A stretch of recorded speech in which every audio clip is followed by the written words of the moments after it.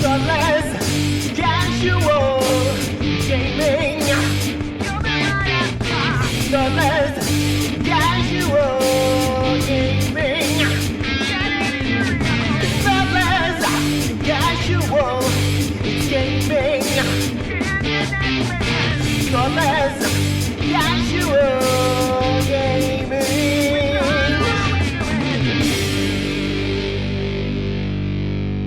Hello, you're listening to Thoughtless Casual Gaming with Brett and Jace. We are a Geelong-based gaming podcast where we play tournaments badly and then talk badly about them. Spoiler alert, very badly. So badly. Oh, dear. But before we go into misery, let's do a quick hobby update, shall we? Yes, but you say before we go into misery, but there's been some misery in the hobby updates as well. I know you were frantically painting little models. Did you get them all done? I absolutely, like, when you say get them all done, what actually happened was like 2 days before, maybe a day before the tournament, I realized I sort of did a count of all of the units and realized I was short. Okay. And I swear I had counted all of these like 1,000 times. And I'm like, I'm sure you've talked about counting them before. Yeah. Apparently, I've either misplaced, plausible, or just miscounted a whole bunch. So there was a frantic being like, okay, I've got a day and a half. They're only little. They print pretty quick. I can do this. Mm-hmm. And so we did get stuff done, but it did involve, I think Varnish went on at 10:30 the night before. Is it really a tournament if you're not painting right up to the tournament date? It was great though, because I got there, I sort of opened the box, I'd carried everything in, and just the waft of varnish. It was glorious. So everything got painted. There were two little units of, like, two little stands of dudes that were not quite as painted as nicely as some of their friends because they were done that night and shit had to dry. So I didn't go back and sort of do the extra, give them extra love. But by all accounts, stuff had paint on it. We'll take it. Yeah, of course, that's a win. I mean, any hobby win's a win. Any hobby gain is a win, let's say. Wins a win, holes a goal. So that has been 99.9% of it, because I literally was so close to finishing my Blood Bowl League team, and then this came up, and I went, right, they drop, and we'll get them done before my round 3 match, 4 match, whatever round we're up to, the next one. I'll be drawing round 3 shortly. That one. So they'll be painted for round 3. 4. Is the moral of the story? 4. Oh, it is 4. Yep. That makes more sense. They'll be painted for round 4. They're practically done. It will take a couple of nights and we're good. And then, because I couldn't possibly paint anything for a little bit, I did have a stupid idea for the Necromunda Spires that I've had on the table for a while. And I had a good friend I was chatting to send me some bits that I was kind of hoping to find for. The problem with the Spires is they don't come with all the weapon options, and a couple of the options I wanted to put them on don't have. So not only do they not come with them, but Games Workshop do not make them. So it's not a Forge World thing or anything It's not like a that? Forge World thing. They just don't exist. Okay. There's not even pictures in the book of some of this shit. So it's, make it up as you go along. So I've been making it up as I go along. What are they carrying, like balloon animals or something? No, but there's a whip option that they don't have. They give you the claws. They don't give you the whip. There's 2 different kinds of swords.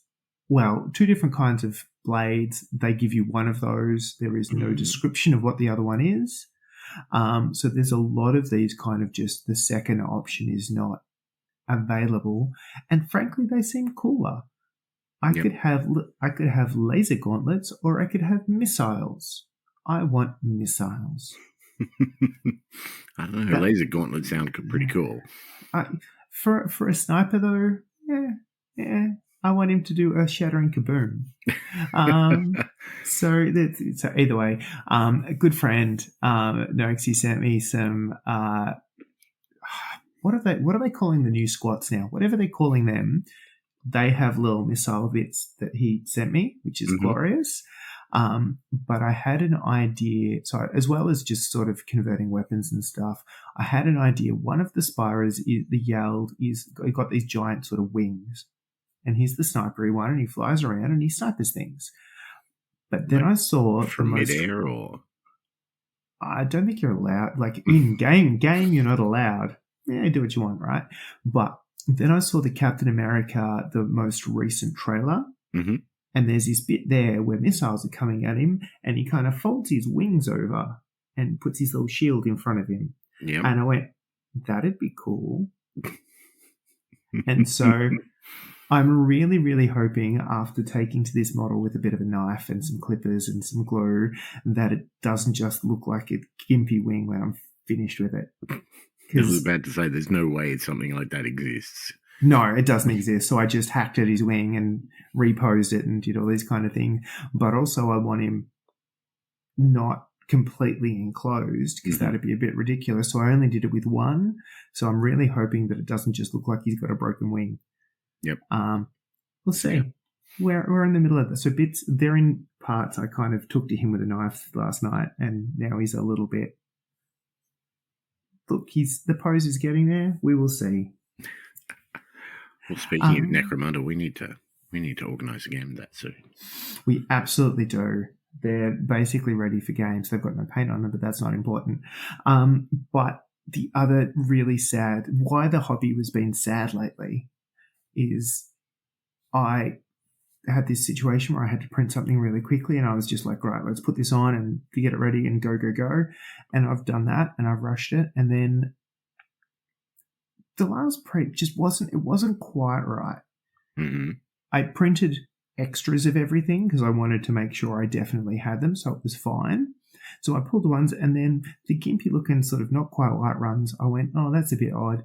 I know, I'll just do a vat clean, I'll re-level it, I'll do all that kind of stuff. So I went to do that last night, and I did the vat clean, and there was just this little circle of not quite cured resin where the rest of it.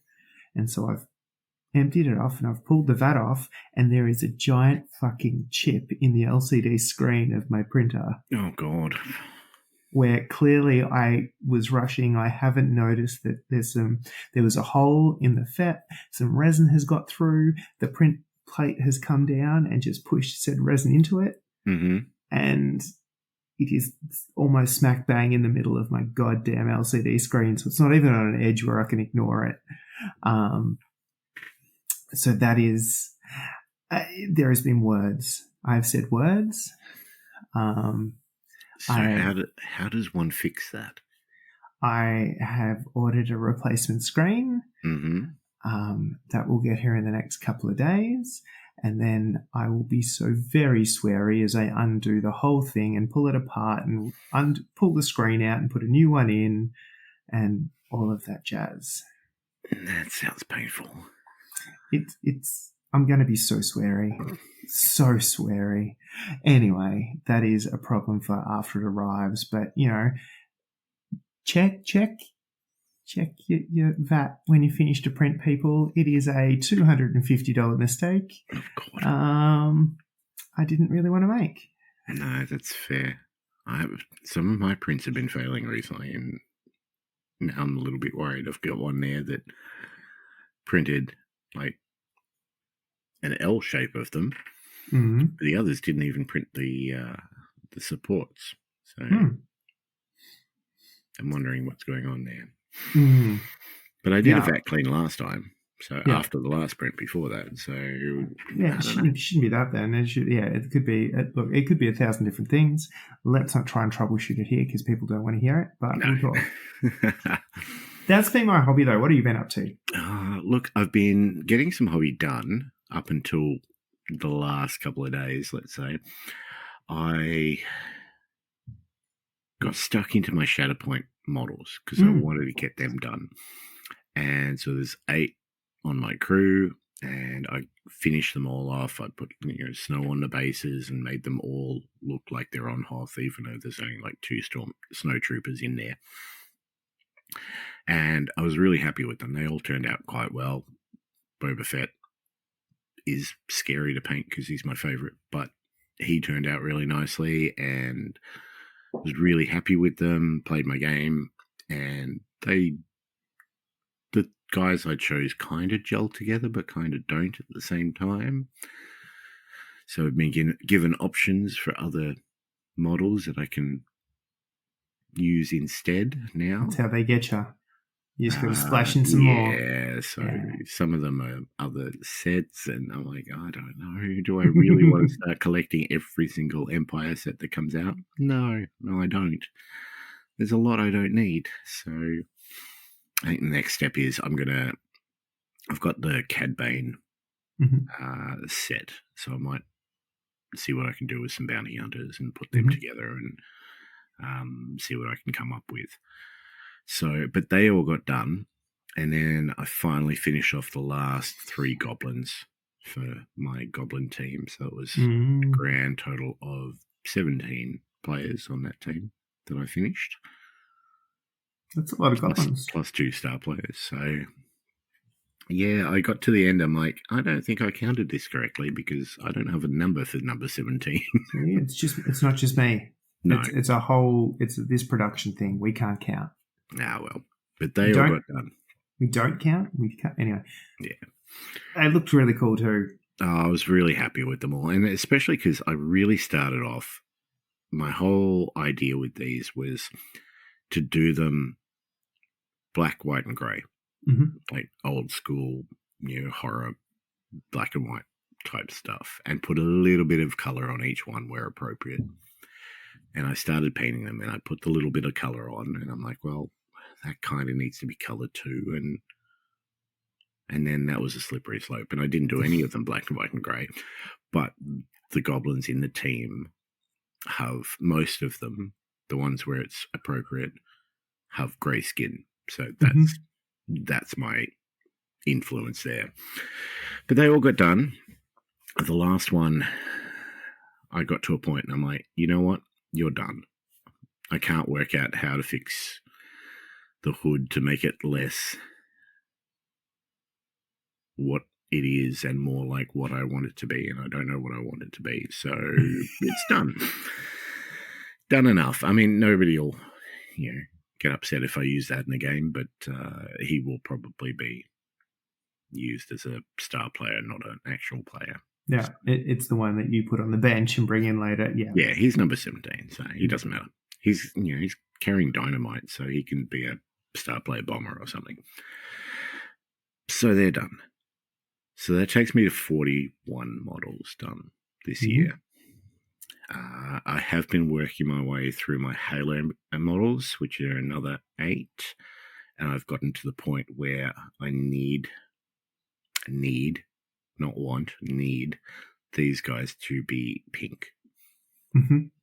And I have tried making, because I've got them all undercoated in metal, I want a pink metal. So I thought contrast.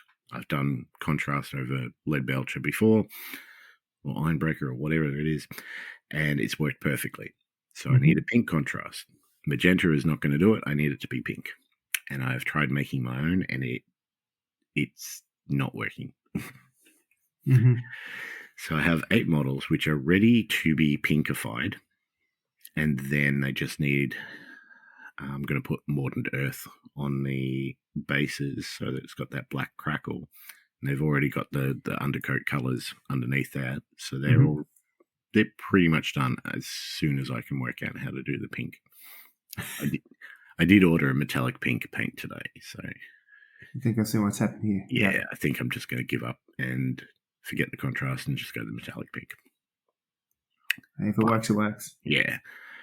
They have been a bit more frustrating than I thought they would be. And I was out with friends about a month ago, and one of them was going on and on about Warhammer Rogue Trader and how good a game it was. and like the best Warhammer game he's played, and blah blah blah blah blah.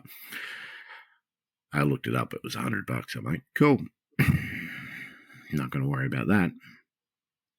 And then 2 weeks ago, it went on to Game Pass. So I downloaded it, and I thought to myself the other night, I'm like, I can't really be bothered doing some painting tonight. I might jump on that. Clicked on it, and it said, can't play this from external hard drives, which is what I've got it installed on. It needs to be internal. So I'm like, okay, well, I'll move it. That'll take a little bit of time. I'll just put something on that I haven't played. And I put on South Park, the Fractured But Whole game, which is also on Game Pass. And there's a lot of fart jokes in it, a lot of farting in it, as you can imagine with something that is the fractured butthole. But I've been playing that a little bit too much. So the hobby has suffered a little bit. But yeah, look, I'm still getting something done hobby-wise every single day. So yeah, even if it's a little bit of paint, like some of these models will get done quickly. I think what I'll look at next is probably the Cad Bane box and maybe some Marvel stuff. I've got a Colossus here, which is sitting here half painted, so he should be easy to finish off. Surely. Yeah. But that's me. That's excellent. And I mean, you know, I think the numbers are speaking for themselves. Yeah, yeah. You're almost at past last year as is, right? Well, last year I did 30, so I'm at 41 now. My little goal that I set myself at the start of the year was 50 models. I potentially, could reach that by the end of March. We shall see. We shall see. Stretch goals are a thing. Oh, yeah. Excellent. Yeah. But anyways, talking about my goblins, I was painting them up to take them to Gold Crush, which is one of the aforementioned tournaments that we're going to talk about tonight. Gold Crush is an 11s event. Big boy Blood Bowl. Yeah, held in Ballarat. These games, they're longer than I remember. Yeah, we're so used to 7s. It's having 11 players on the pitch and having to have 3 of them facing, a line of scrimmage with your opponent is very different than what we're used to. But yeah, Gold Rush is run every year by Jono up at Ballarat. 42 players this year. Yeah, so solid. Decent amount, yep. And I took my goblins because, quite frankly, I knew I wasn't going to do well if I tried. So why try? I like it. Let's have a bit of fun. Why not do it? The other thing with Gold Crush that I really, really like is the way that they get you to manage skills in this one. And I suppose the big call out for this is that they give you, like a lot of tournaments, a bit of a skill pack to say you can get this many skills and blah, blah, blah, blah, blah. But there's a requirement that you put a certain number of those skill points into a single player. So you basically have to make a superstar player for your team out of that. And I think that is one of, it's so simple, but it's such a fun little piece around, investing all this into one player and what the hell are you going to do with them? It gave a lot of options. It really did. And being as I was playing a bottom tier team, I had a lot more options. And goblins don't really need skills.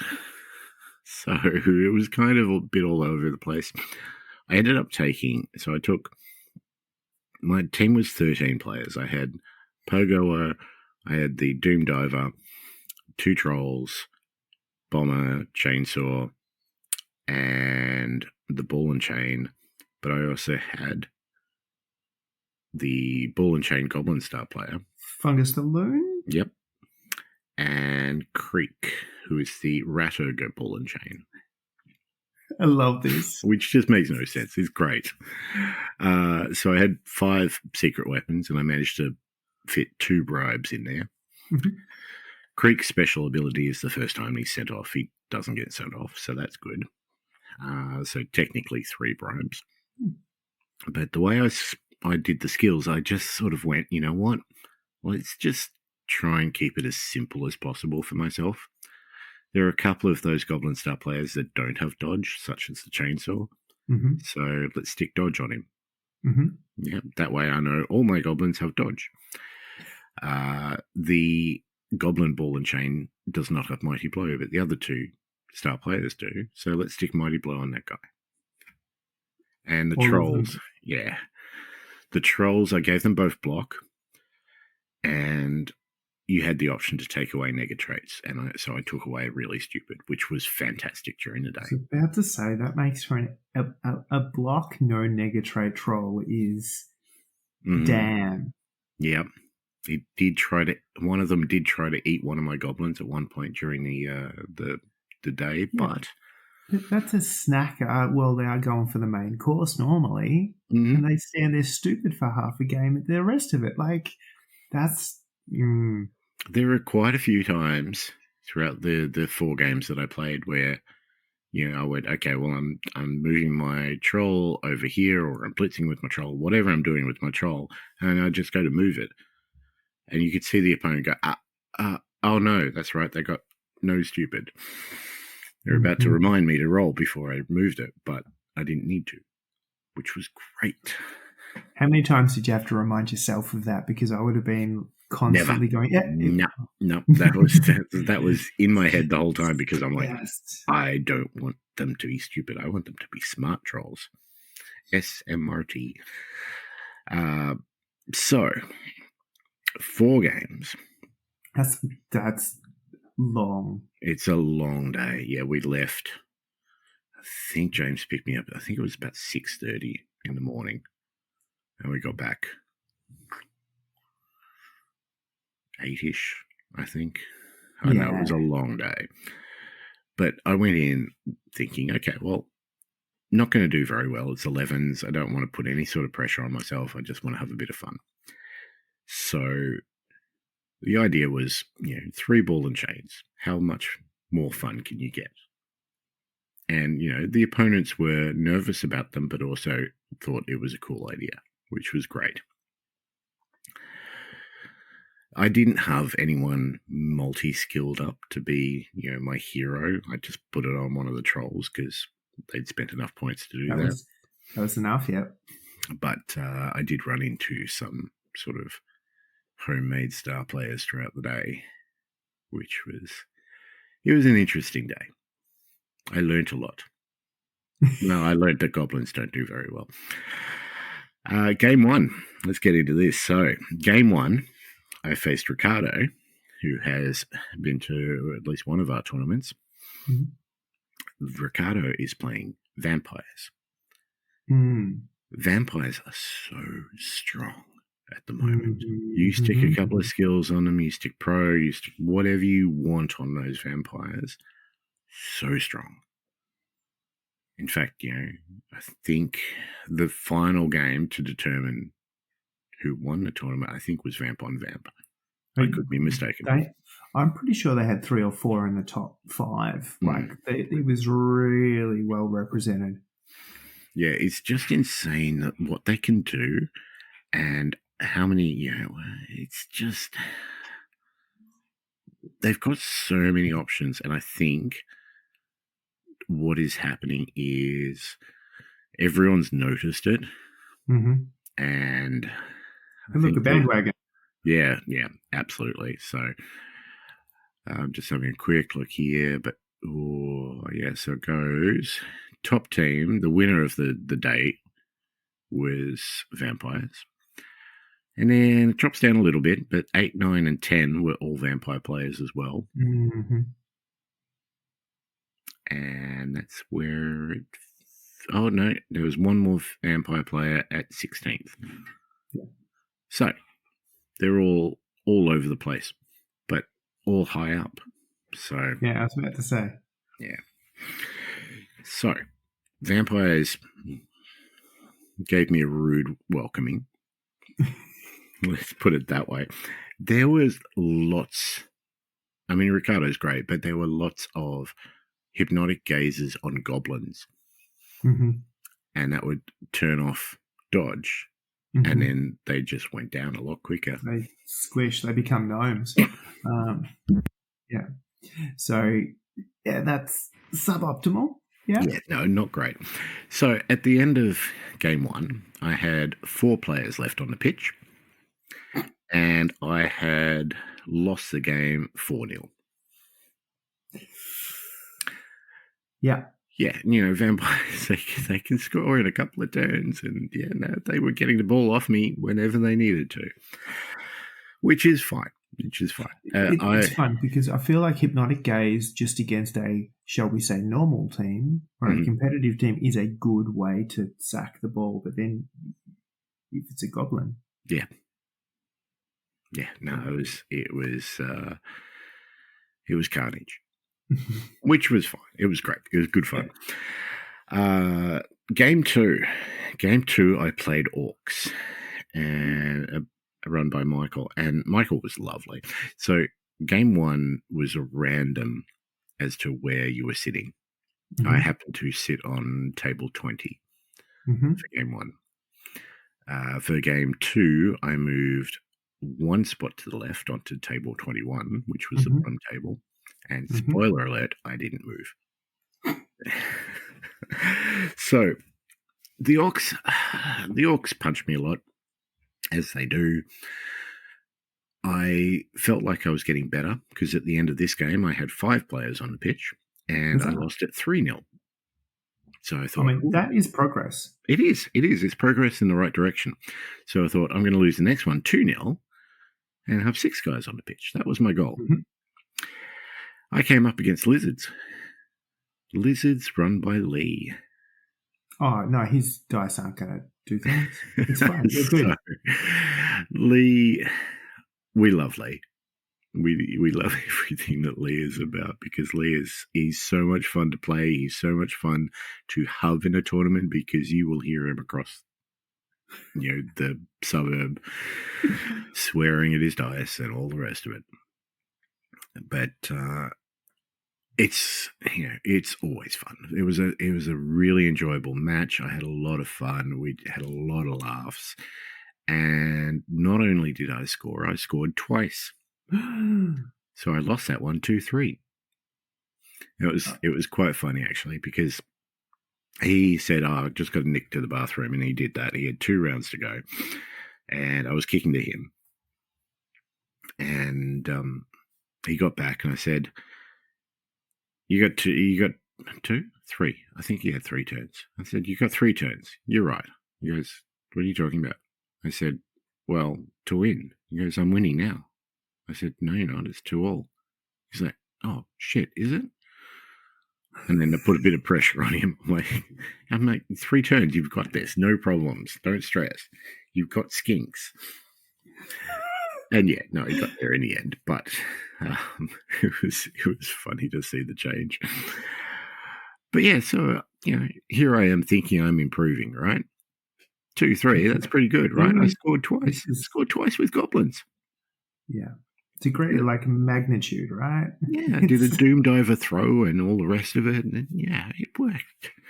So, game 4. Still sitting on the bottom table. Yeah. I'm up against Snotlings. With being piloted by a younger player named Alex, who was obviously not having the greatest of tournaments, seeing as he was on the bottom table in game 4. But he had 2 star players. He had Varag Gulchur and he had Morg. So the way I figure this game, right? This is the game that his dice did everything they wanted to do and mine did not. The way I figure this is I didn't lose to Snotlings. I lost to Morg. Morg carried that team. I lost all 3 of my ball and chains in turn 1. They're all knocked down, which means they're knocked out at the very least. And then Morg can throw Snotlings. And Morg has a special ability where he can re-roll a throw teammate or something. He didn't need it. He didn't use it all game because he was throwing one turn snotling touchdowns all over the place. Yeah. This one was a 5-0 loss. So, well, look, it was, at the end of the day, I had a lot of fun. Out of the 42 players, no surprises, I came 42nd. So, wooden spoon, not that there was any award for that. As Jono said, he goes, there's no award for it. The wooden spoon was Brett, but did you enjoy yourself? I'm like, yeah, I did. It's fine. I was there for a good time, not for a winning time. I'm just glad I scored at least once during the day. But it was a lot of fun, and good catching up with some of those guys, getting the pink jersey scene. Caught up with Johnny from Big V and a whole heap of other players there. And good day, well organised. And, it was one of those tournaments. I have this thing, and it's just me, but I have this thing against playing in tournaments that I run, because I like to be there just, on hand, able to drop everything if I need to, enter the scores on time, make sure everything's done on time, that sort of stuff. Jono was playing, I think he was playing Gnomes. Let's switch back to the other screen. I can actually tell you. Yeah, Gnomes. So he was playing Gnomes and took out the Stunty Cup in his own tournament, which, good on him for doing so, but I just couldn't do it. I could not concentrate on playing and running at the same time, which is why whenever we do one, I get you to play if we need. Which is, it's fine. And I suppose the challenge is I also don't want to buy around is the other half of this. Yes. So I want anyone who has paid to play to be able to play however many games. Yes. So that's the trick. And I mean, I've done it before in tournaments that I've run solo, and that sucks, if I'm honest. But again, I don't want buy around, so I will take a shit team. But it's more impressive, and I've seen it done it a few times where someone's run a tournament and done reasonably with it. And I'm like, how are you concentrating on this? I could not. But, my brain is smooth. No, it was a great day, great people, just, full of laughs and witty banter and all the rest of it. Admittedly, I wasn't on those top tables, so I didn't have the stresses of, every single play and all the rest of it. My last game was over. I think he gave, what did he give, like 2.5 hours a game? I think I had at least an hour, maybe an hour and a half. Like I said, there were one-turn touchdowns all over the place, and there were, it was me with my dice not working and all the rest of it. So that was a very, very quick game. But no, great day. My aim is still to play one more 11s tournament this year. And if I can do that, I'll assist with Big V. Again, like I did last year. But if I can't do it, I'm going to play in Big V. But I think something that big, I think taking a silly team is probably not the best. So I'll take a silly team to the next one. Yeah.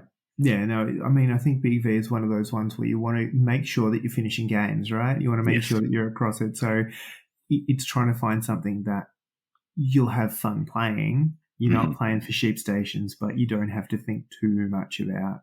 Yep. Yeah, exactly. So that was my tournament result. Dear. That is... I need to play more 11s to get better, I suppose. It does feel like, well, no. If you want to get better, potentially, is that what you want? There's a question. Well, I definitely don't want to be on the top table stressing about every single play and the.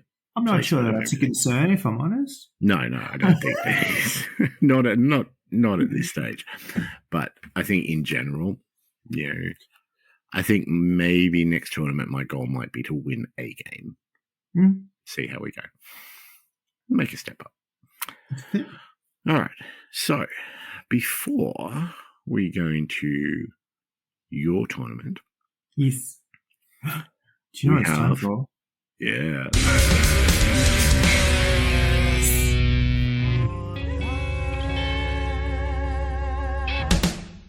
Beautiful. So good.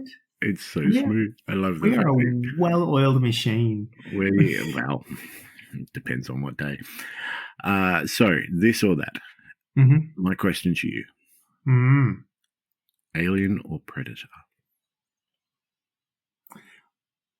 I don't know whether it's me, but I feel in every one of these to date, I have had such a visceral reaction to the question that it's not even like Predator is the answer to this question. No reasoning, just we'll stick with Predator. I mean, it's the answer. If we want some reasoning, Alien as I think villain is the wrong word. Mm-hmm. Because it's like the zombie movie. The zombies, they're the bad guys, but they're not thinking about it. That's just who they are. And I get very much the same thing about Alien. That's kind of like they just are existing. Whereas I feel like the Predator has more of a character that one can empathize with. Yes, look, definitely with you on the character side. I prefer the aliens because I prefer the design of them. I prefer the whole aspect of it. The Predator, I love the Predator, don't get me wrong, but there's something in my head which goes, this is the supreme hunter in the galaxy. And yet he never wins. Well, I mean, that's Hollywood. It's a problem. Yeah, I mean that to me brings him down. They're sure Arnie, that's good, but Danny Glover. I mean, I hear all of these things. I just feel like, actually, who won in Alien versus Predator? Technically, the aliens did. I mean, the last Predator killed the Queen. We're talking number 1 here. But was also infected by a face hugger at halfway through the film. So when he died killing the Queen, and then his body got taken up, and then the Pred alien jumped out. That's right. It's been far too long, or not long enough. And we ignore Alien versus Predator 2 completely. Because as many times as I've seen that film, and I go through stages where I'll just watch all of the Alien and all of the Predator films. I've seen Alien versus Predator quite a few times. Could not tell you what happens. There's some scene with a swimming pool that sticks in my brain. That was Deep Blue Not Sea. much else. Deep Blue Sea. There's another one. That's a classic. I saw that in the cinema, actually. And you spent money on it. I did. And it was just, I can't remember who I watched it with, but I went there with friends, and like a third of the way through the film or whatever, whenever it happens, I just turn to my friends. I'm like, that's when the budget ran out, because Mr. Samuel L. Jackson just is no longer on the screen. Where did he go? I don't know. Spoilers. Yeah. No, I mean, the first Alien movie, classic, get it. Beyond there, it's kind of... Aliens is the top of sequels for me. See, I would say Predator 2 is better than Predator 1. Yes, I agree on that. I do like Predator 2, even though, the futuristic world that they live in was like 20 years ago. Yeah. I mean, dated, sure, but but yes, no, Predator 2 as a movie, loved it. And the fact that, they had the alien head in the Predator ship at the end. Glorious. Years and years before Alien versus Predator was even a possibility. Yeah. Love it. Yeah, I just like the thinking alien, not the mindless death trap alien. Mm-hmm. No, that's fair. That's fair. Yeah. Have you seen Romulus?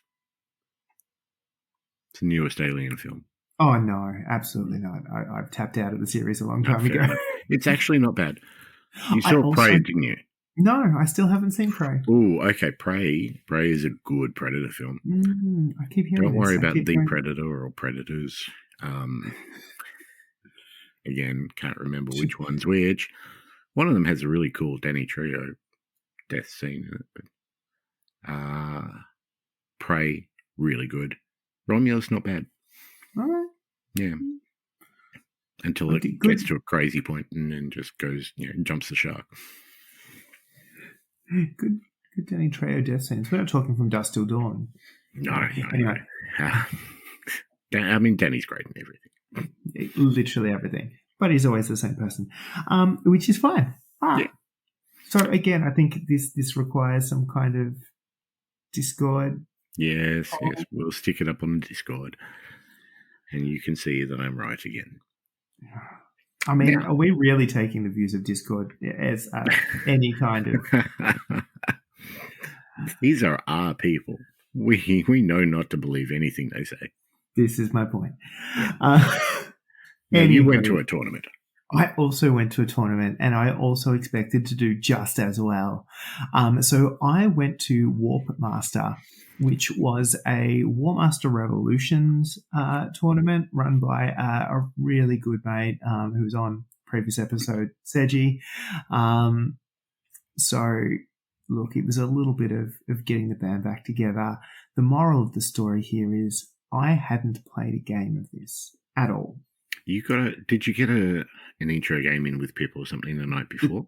Did that the happen? Night before? Yeah. So the Friday night, maybe the Thursday. No, it must have been the Thursday because I was painting on Friday. So the Thursday night, Pip came over, gave me a demo game, showed me how the basic mechanics works. I had been sort of whilst painting, had all the how to play YouTube videos running in the background. Pip came over, gave me a 101 using the list that I was going to use on the day, and then I went. It was at Warplings, which is the first time I'd been there in Flemington. Okay. Which is a really cool little venue. It's a church. When they aren't preaching, they open it up for games. And you brought demons. And I brought demons. It was glorious. So for anyone who knows the game, or anyone who doesn't know the game, it is teeny tiny Warhammer Fantasy. So you're basically playing with, 15 mil models, all stuck on a thing. List-wise, I'm going to pretend like there was some strategy in this. There was. It just wasn't mine, is the moral of the story. But basically, I had a big old demon overlord who was also a wizard. I had 2 sorcerers, one who had a wand of power, an extra +1 to cast once a game, and one who had wings, both of which I forgot to use every single game. Spoiler alert. And then I had 4 units of demon infantry, 4 swarm units, 2 chariots, 2 flyers, a unit of cav with a sword of might, which I remembered at least 50% of the time, and a unit of demon beasts kicking along. So that was the list. And looking back, it actually is pretty solid if you know how to play. I did not. And spoiler alert, the results maybe reflect that. But it was excellent. So my game 1 was against Paul, and Paul is one of those guys I learnt to play Warhammer with 20 plus years ago, and I probably haven't seen for about 10. Mm-hmm. So he lives in the literal arsehole of nowhere, somewhere sort of just this side of Albury, and Okay. I haven't seen him in forever. So it was excellent, not only just getting to catch up and chat, but actually getting to roll some dice against him for the first time in forever. He was playing Bretonnian. Now, Mm-hmm.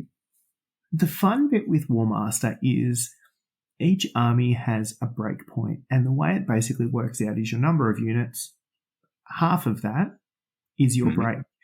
If your army gets to your break point, your army is broken, the game is over, you lose. Okay. Yep. For the purposes of tournaments, you tally up extra victory points and stuff, so you can work out what the difference is. But your break point is, game over. Sometimes that happens, sometimes that doesn't.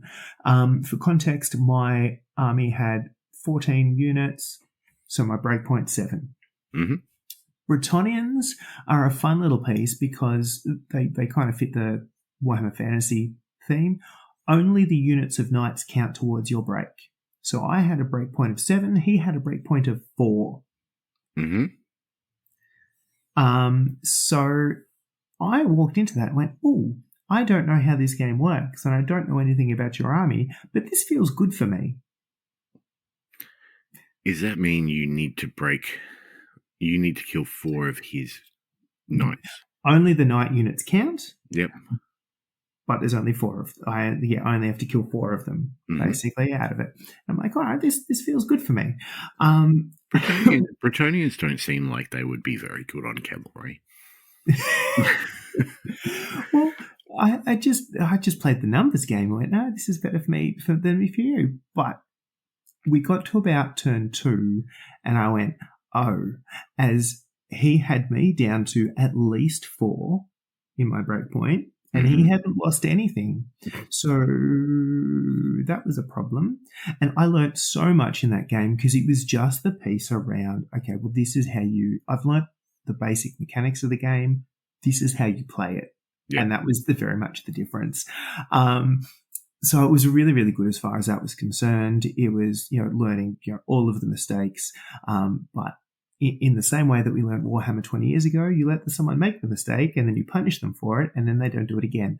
Yeah. That's the way it should be. But what actually happened at the end of that game is there was one combat that happened. His dice just went, nah, we're not playing this game. And so the turn he should have broken me, he did not. Mm-hmm. And then I had an opportunity to counter, and my dice did decide to play. And a thing that happened that I didn't know could happen, but it turns out it can, and nobody else had seen it in a tournament. Okay. We had a combat, and because of the units that died and everything involved in that combat, we both broke at the same time. Okay. So is that a draw? Well, after consulting with the TO consulting with the rulebook, we decided, yes, that in fact was a draw. We were confused because in the rules it basically says if you break, you can't win. Mm-hmm. So we're like, well, can we draw? Is that winning? How does that play? Anyway. So yeah, first game was a draw. Was the moral of the story. You're already ahead of me for the whole day. I am looking pretty good. Mm-hmm. Game 2 was against Shane, who I'd met for the first time, but he's sort of casual opponent or regular opponent of Pip, playing dwarves. Mm-hmm. Playing the scenario for the first one was basically you've got to go stand near objective markers. There are a bunch of them around. This one, there was a tower in the center of the board, in the center of the table, and after turn 3, you basically had to have 2 units touching the tower and no enemy units touching the tower, and you started getting points for that. Yep. So it was going to devolve into a big shit fight in the middle. I panicked pretty early when I realized how far little dwarves could move in this game. And the way this plays out is all infantry, to simplify everything, all infantry moves 20 centimeters. It's a James Workshop game played in centimeters. So, hold on. So 20 centimeters. And they've only got little 15 mil legs. Mm. Like half of that for dwarves. How are they getting 20 centimetres? All infantry moves 20 centimetres. All cavalry moves 30 centimetres. It's like that kind of concept. Yeah. And so what happened is I kind of went, oh, I don't want to overcommit in the first turn. I'm just going to shuffle forward a little bit and hang out here a little bit. And then all of a sudden, troll slayers. Well, that's easy because you don't have any trolls. No. But I did have any number of monsters, which they all enjoy killing as well, it turns out. What actually happened, though, is the troll slayers got almost all the way to me, and then the dice decided to abandon Shane, and they were just hanging with their little jocks out in the wind. So that was, it was a disappointing day for the troll slayers and a good moment for me, which was lovely. But again, it was this piece around experience coming to play. What's fun actually is this game was recorded. It says you recorded it. Okay. And what he was doing is recording a game from each round to then do a bit of commentary on his YouTube channel, Warmaster Revolutions. So you'll get to see just how badly I played is the fun bit. But again, this one felt closer than it was because we tallied the points at the end and went, oh, no, Shane had beat the living pants off me. But like we're playing the game, we're like, okay, I've got some points, you've got some points, but it got to the point where he had extra points for the tower and then a couple of extra points of kills, and then he'd also broken me, and then it was just all over, Red Rover. But he was an absolutely stellar guy to play. I apologized at the start. I'm like, mate, this is game number 3 for me in total. He's like, no, you got this. It's fine. And again, spoiler alert, Shane won. He was playing on the top table at the end of the day. Okay. Yep. He ended up losing that and getting dropped down to 4th. He won best painted. Because the little dwarves looked amazing. He almost won best sports. This dude almost clean sweep of the tournament. He was such a good dude and so good at literally everything. So it was an epic game. And then last game was against a guy called Philip playing Dark Elves, not Pip. Very confusing. And this was a straight-up pitch battle, and this was the one game I rocked up to and went, I think I know what I'm doing. This is going to be fine. So he had basically a huge unit of Cold One cavalry and a Hydra, and they were super dangerous and punchy, and they looked really scary. And then he had some spears and crossbows and stuff, right? And I went, what I need to do is not touch the big, angry dinosaur riding dudes and murder everything else. And you'll be right. And this is good. And the second half of this was the fact that, again, simplified rules, cavalry can't enter woods, so forests and stuff. And there were a couple of forests right in front of my deployment zone. So I'm like, right, I stand here, I deal with them, and then everyone else murders everything else. You're brave Sir Robin. I just didn't have to do anything really stupid, and life was going to be amazing. And what actually happened in the resulting first 3 turns was absolutely nothing from my end, and I basically didn't leave my deployment zone. So there's the way it works in Warmaster is one of your characters needs to order a unit to do a thing. So if you want to move, they have to order it. They've got to roll equal to or lower than their command value. So a 9 for my general, an 8 for the wizards. Yep. And you can do it. And then you can do it again. And there's a bunch of negatives and stuff that can apply depending on how far away or if there's bad guys in range and stuff like this. I did not make many, if any, command rolls in those first couple of turns, and my army just parked it.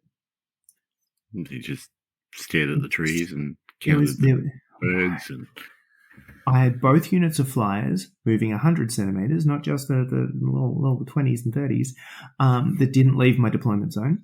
I had a unit of cavalry that didn't leave my deployment zone. I and a big old unit of Cold War Knights just came at me, and I got shot to piss with crossbows.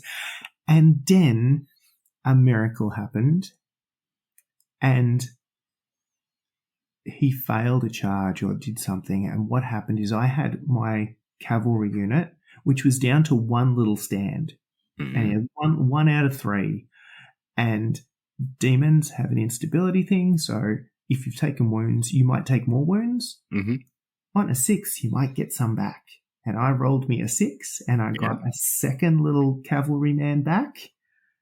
And then they've got a spell that lets you heal a injured unit, and I got that third little one back, and they ran into the side of the cold ones and squished them against a forest they couldn't enter. And they all went away. And then my big infantry horde, again, they'd been fucking around for God knows how long, managed to sneak into the side of a Hydra, and he went away. And things were looking really good. He had no punch left, and unfortunately, I had taken quite a number of losses to get to that point. Mm-hmm. And so what he rightly did in his last turn was everything in his army took a step backwards, and they pointed their sharp little arrows at me, and they shot the living piss out of anything that they could, and I broke and he won. There was these glimmering moments of hope. So fun, I came second last. So out of 12 players, I came 11th. It's 31 better than me. I don't know how it works as a percentage. Weight of anyway. It's still better. Super chill day. Like, everyone was so friendly about it. They were so happy to kind of, chat and share and help and explain rules that I clearly still didn't understand. $30 for entry. Also got us pizza for lunch, so I didn't have to think about that. They just got it delivered, and that was there, and it was epic. And not only is this thing out of church, with the only bad thing about, had like a raked floor, so an angled floor. So if you rolled dice on the table, sometimes they kept rolling. But it was a church with a beer fridge. And they just had bank details on the front of the beer fridge, and you transfer the dollars and you take the beer. And at the end of the day, the fridge is empty, and everybody's happy. It was good. It's such a good little club. They had actually, because they still had casual games and stuff going on, so there's a lot of stuff happening. I was watching some Trench Crusade and some Necromunda and some, they had a couple of painting tables going. They had some D&D. They lots of stuff going on. But no, it's super fun. I haven't played a rank and flank game for a while, and a little tiny scale makes that very easy to do. I did see the pictures that you put of the armies in the Discord. And I did notice a Skaven in there. There was a lot of rats in that army. So where I had like a breakpoint of 7, he had a breakpoint of like 12. But they still fit in the lunchbox. I never played Warhammer Fantasy. I played it once, but I never bought into it because I knew I would play rats. I couldn't afford it. No, these are free rats. The other fun bit, the other fun bit was it was a themed tournament a little bit. WarpMaster with a bit of a Skaven theme. So when you're rolling for command, you rolled a double 1. It counted as a blessing. You got an extra +1 to your next command roll, which was excellent. But they did a award for the most double 1 command rolls. Shane won that as well as best painted and almost best sports and almost the whole bloody day. But the opposite, if you roll double 6s, there's like a blunder table of bad shit that happens. And they modified it. So the one on that table was a random doom wheel appears and charges your unit. And then they had little doom wheels for everyone to take home. So I have a little Skaven doom wheel just hanging out. For funsies. Don't tempt me. Don't tempt me. Yeah. It was fun. It was good. And as I said, it was lots of learning. As I said, it was games 2 to 4 for me. So, so many learnings, but really good. And it just felt like making a table of terrain, not particularly hard. Also fits in a little box because they're little buildings and little trees and little. I'm like, all right, there's potential in this. So it's good. And then on the car ride back, chatting to Adam from Adra Labs, who sponsored a bit, gave us some prize support, and gave everyone a little goodie bag full of stuff. So we got some extra models. I don't need orcs, but they had a little tiny. What's the orc guy on the boar with the axe? It looks exactly like that special character. He was adorable. So.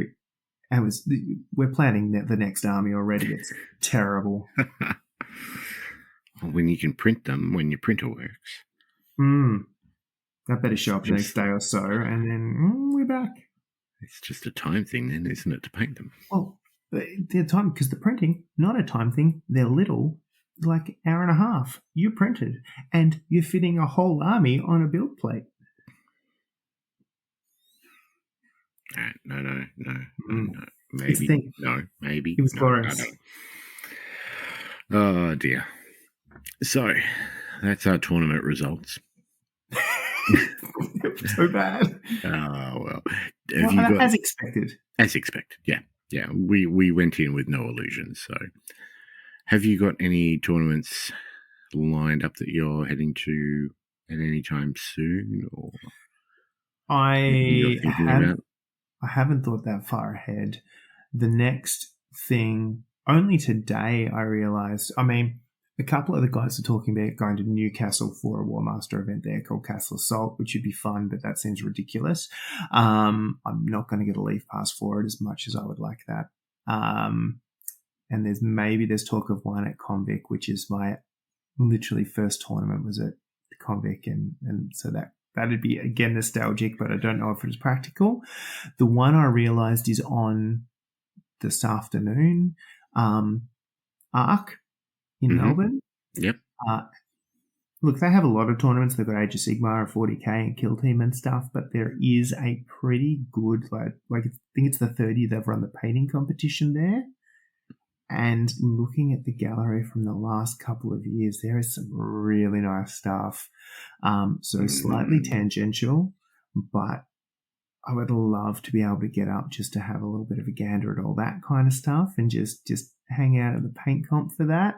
Yeah. I don't think there's actually games there that I'm super keen on, but that would be amazing. No, I am probably. I need to do some accumulating brownie points is the moral of the story before we start pushing the luck. Fair. Oh, look, the only one that I've got on my radar at the moment is the only one that matters, which is Thoughtless Bowl 6.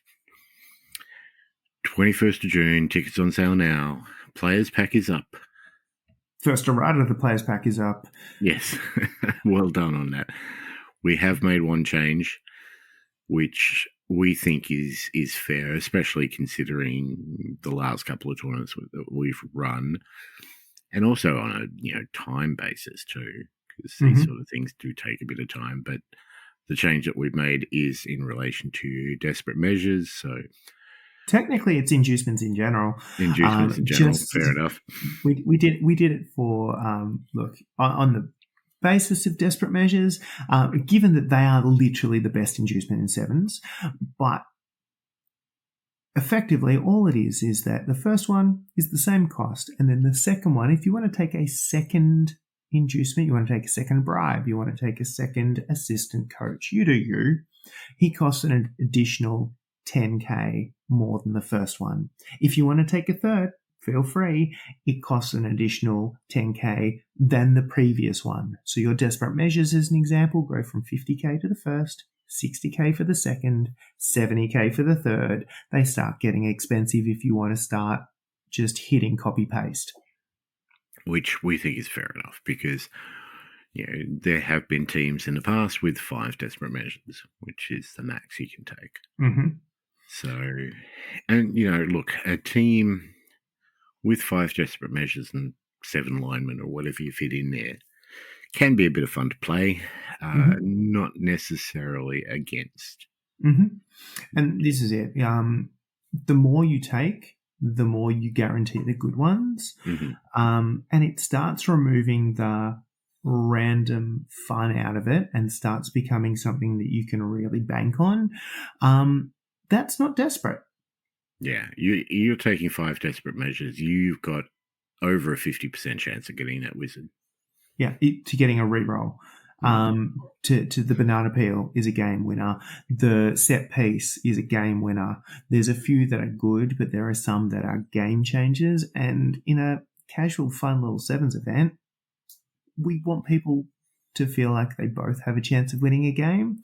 And when you could do that and still have 7 dudes with block on the pitch, yep. Let's just make those choices a little bit harder for you. Yep. North lineman is what we're talking about with block. Correct. Yeah, not taking block on every player. No, you can't do that. No. It's against the rules. Read the players back, people. But I think, hopefully what this illustrates is we want people to be able to take the thing that they want to take and have fun doing the thing they want to do, but we want it fun for everybody. We don't want, we're not here to create hyper-competitive events where people are kind of squeezing every possible ounce of efficiency out of the lists. Take some good shit, take some fun stuff, roll some dice, do silly things. It's why we play the game. Yeah, it's why we're playing sevens. If we want to be serious, we'll run an 11s tournament. Spoiler alert, we won't. We won't be running. If we did, it wouldn't be serious. No, that's true. The other thing we have Paint a Story. Yes. We still have, what is it now? Still got half a month. Half a month for sure. So get those entries in. We should do a bit more spruiking on Discord and Facebook and all the rest of it. But what I've seen so far, there's really some good. Cool shit. Oh, yeah. Especially that horror goblin team. That's amazing. Oh, man. Turns out they do rubbish too.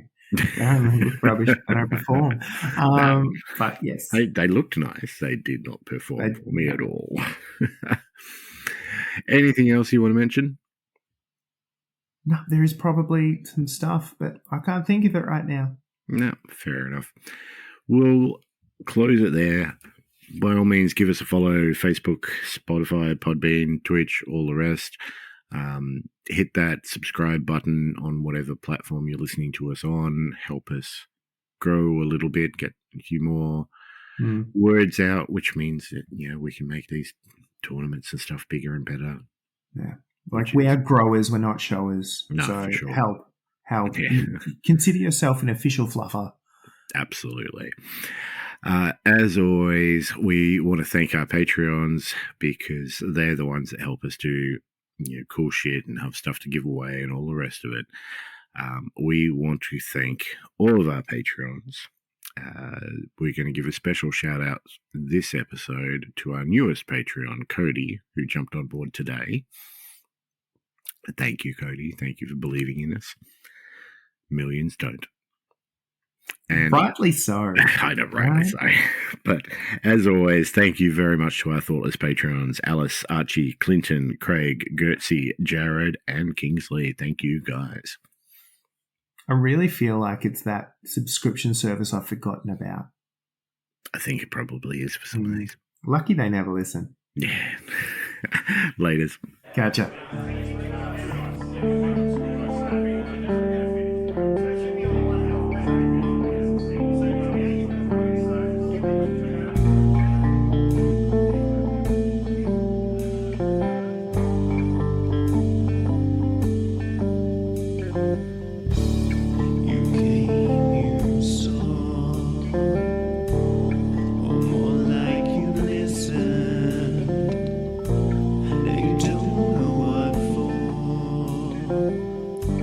But that time's gone.